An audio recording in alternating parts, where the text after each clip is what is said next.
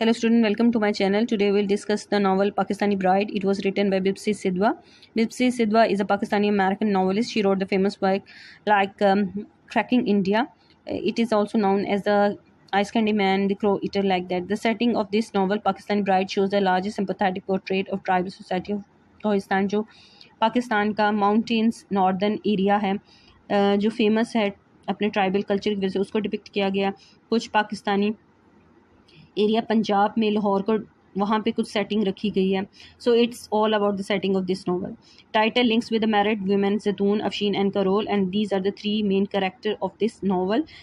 These characters and their life after the marriage and before she tries to depict, and the problems and the suffering she has to face, and the concept of a marriage which is usually comes in our mind, and it's something very sacred, and the couple reunion romantic, it is totally opposite in this novel. And third person narration technique is used, and she belongs to Parsi religion, so she used the Parsi language words like Doria, Bara and Atash, like that.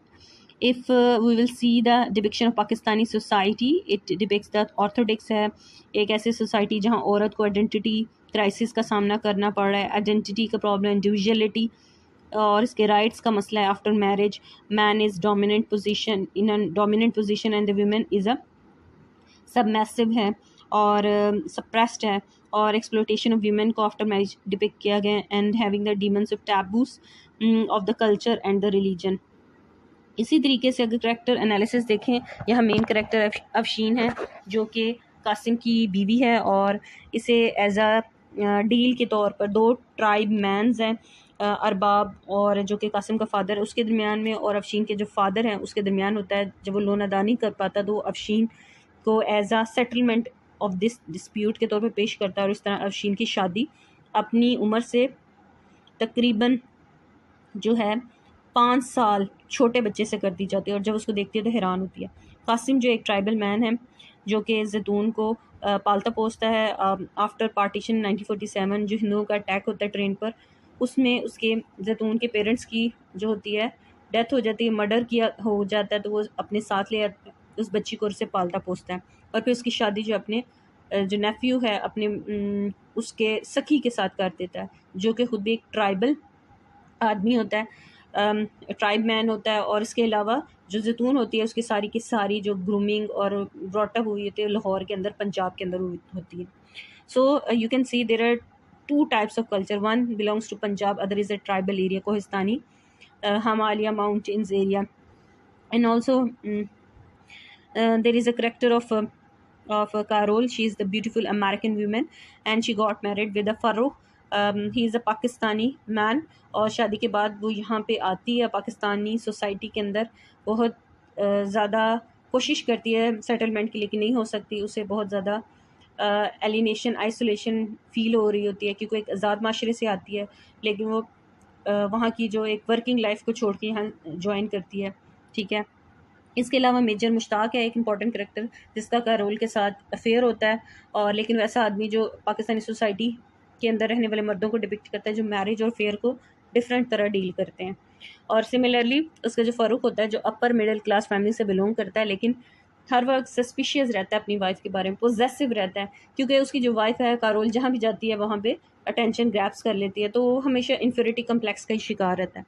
इस तरह Maryam and her husband निका, ये नेबरर होते हैं जैतून के, और एक कहते हैं ना चाइल्डलेस कपल है.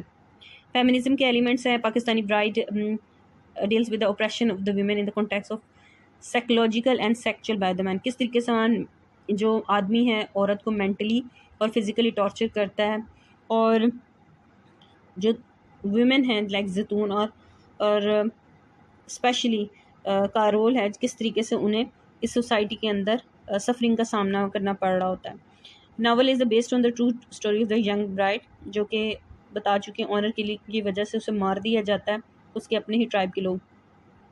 कासिम जो है जब स्टार्ट के अंदर उसको कर रहा होता है उसकी शादी के लिए, उसको मेंटली तौर पे प्रिपेयर कर रहा होता है, तो निका और जो उसकी वाइफ होती है मरियम मना करते हैं, और कि वो एक लाहौर एक डिफरेंट सोफिस्टिकेटेड कल्चर से बिलोंग करती है, तो ये मौजू नहीं है, शादी के लिए कपल मतलब कंपैटिबल नहीं है, तो उसे सोचना चाहिए, क्योंकि जो ट्राइबल कल्चर है वो एक ब्रूटिश या सेवेजेस के तौर पर पोर्ट्रे करते हैं।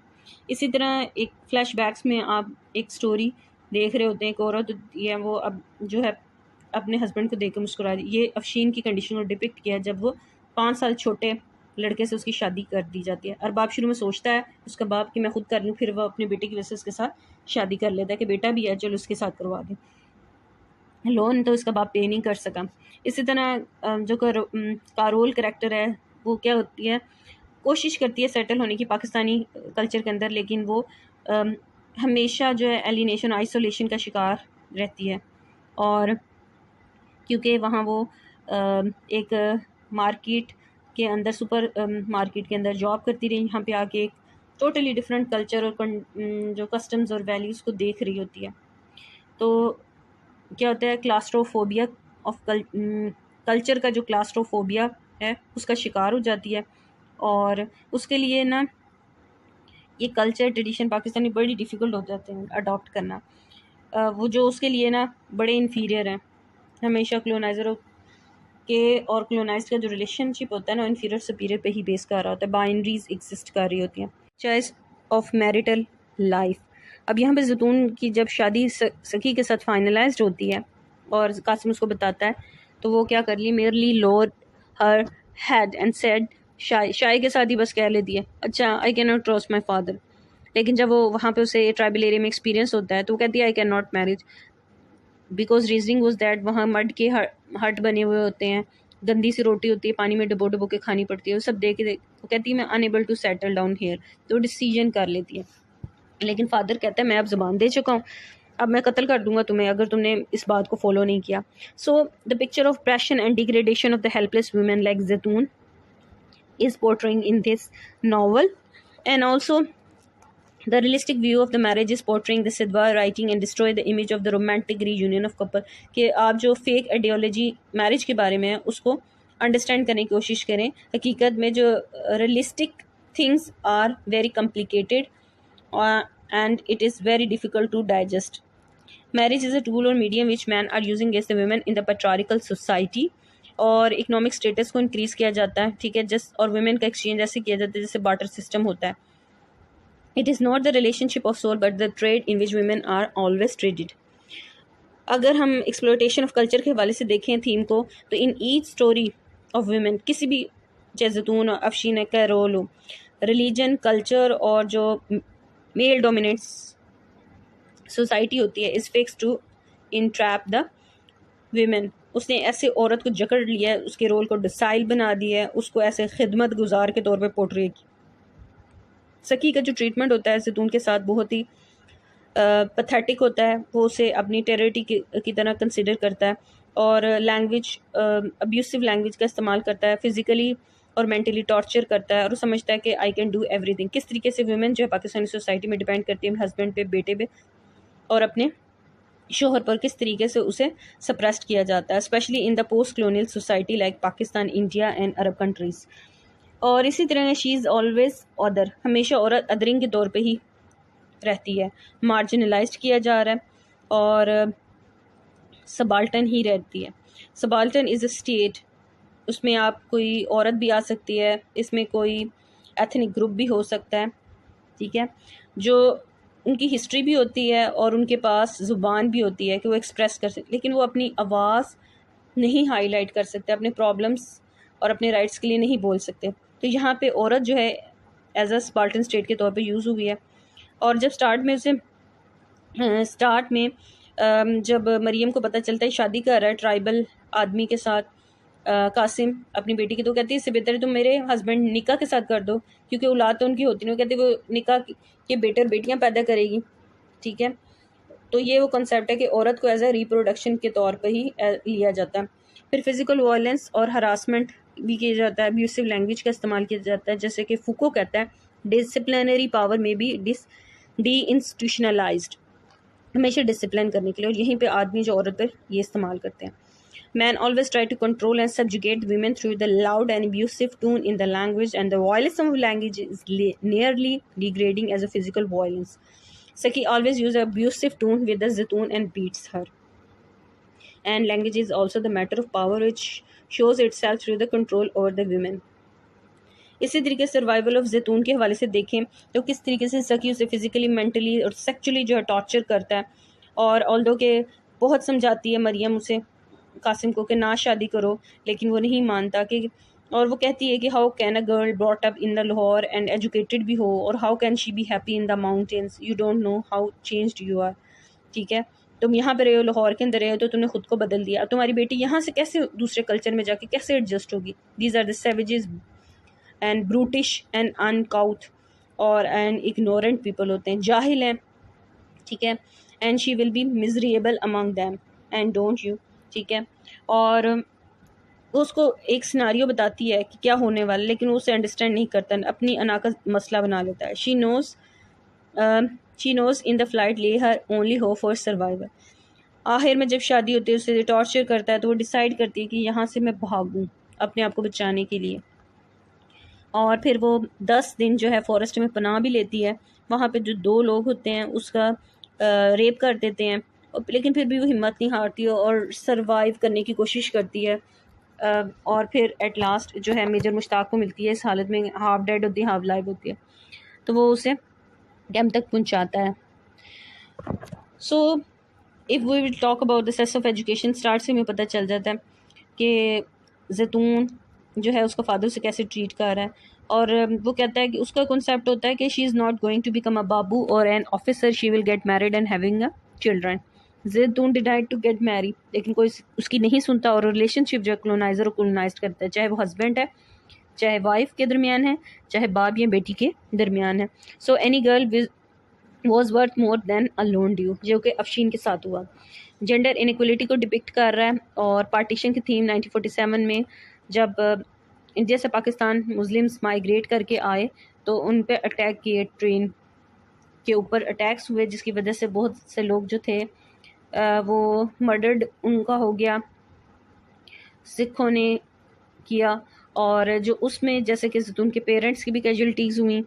और इसी तरीके से वो ये बताने की कोशिश कर रही है डिस्प्लेसमेंट के प्रॉब्लम क्रिएट होता है, और उसके साथ साथ जो डिसलोकेशन का भी एक एलिमेंट होता है। और वो कहती है कि डिस्प्लेसमेंट सिर्फ ये नहीं होती जो बिब्सी सिद्वा के एक जगह से दूसरी जगह ही जाएं, तो ये डिस्प्लेसमेंट है। वो कहती है समटाइम जैसे करोल एक ऐसा करेक्टर है जो अमेरिकन कल्चर से पाकिस्तानी कल्चर में मूव की है, वो भी एक डिस्प्लेसमेंट को रिप्रेजेंट कर रही होती है। इसी तरीके से Zaitoon from Lahore to mountain area, Kohistani इलाके में जब वो शादी करके जाती है, सिंबल ऑफ स्टोरी है, ब्रिज रिप्रेजेंट कर रहा है। ब्रिज जो नॉर्दर्न पाकिस्तानी एरियाज़ उनके कल्चर के दरमियान एक रिफ्ट को रिप्रेजेंट कर रहा है, और पंजाब लाहौर के। इसी तरीके से जैसे बॉर्डर पाकिस्तान इंडिया, दोनों साइड की हॉस्टिलिटी और फियर को डिपिक्ट कर रहा है। इसी तरीके से अगर आप देखें तो एक ब्रिज और एक रिफ्ट और एक जो कहते हैं ना वो between army and Kohistani area of Pakistan को भी डिपिक्ट कर रहा है। रेड स्पॉट ऑन द जैतून, जो रेड स्पॉट है जैतून की क्लॉथ पे डिपिक्ट कर रहा है कि women pitiable condition in Pakistan किस तरीके से उन्हें सप्रेस्ड किया गया है, और मैड वुमेन जो है लॉरेंस गार्डन के अंदर image of exploitation of women को डिपिक्ट करें। Triple bird, a flying bird image represent the Zaitoon, such bird that can not be tamed और caged easily even it is hurt. कि आप किसी की थॉट्स उसकी जो है उसकी परवाज़ को नहीं रोक सकते, ठीक है, आप उसे कंट्रोल नहीं कर सकते किसी इंसान को। इसी तरह कंक्लूजन के हवाले से आप देखें तो Bapsi Sidhwa criticise a so called sacred form of the marriage, women are traded and become the victim of domestic violence due to the marriage. यही एक ऐसा टूल ये यूज़ किया जाता है कि औरत को हरास किया जाए। She is not considered as the individual, इंसान तो वो है ही नहीं है। Who can take the decision of her marriage as a own, like Pakistan, India, conservative society, patriarchal society, जहाँ क्लास डिफरेंसेस या मार्क्सिज्म का जो कंसेप्ट है वो भी आता है।